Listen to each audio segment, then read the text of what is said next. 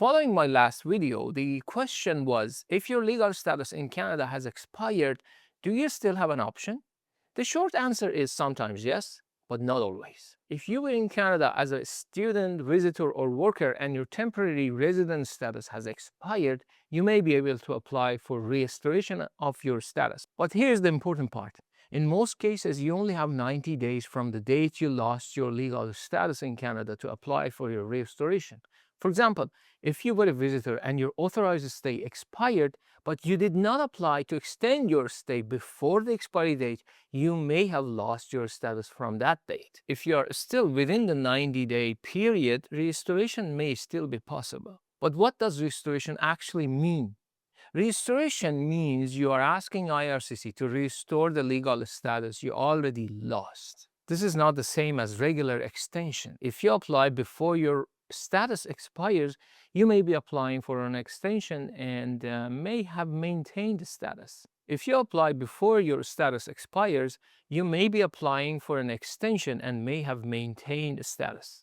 But if your status has already expired, then you may need restoration.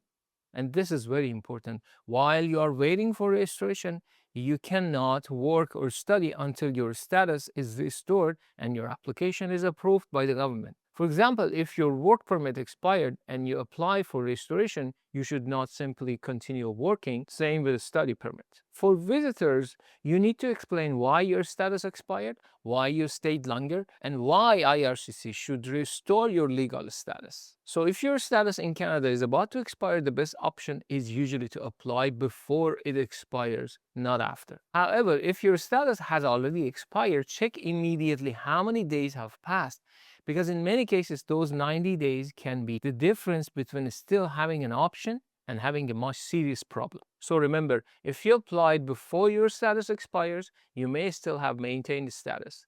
If you apply after your status expires, you may need restoration. And if more than 90 days have passed, the situation becomes much more serious.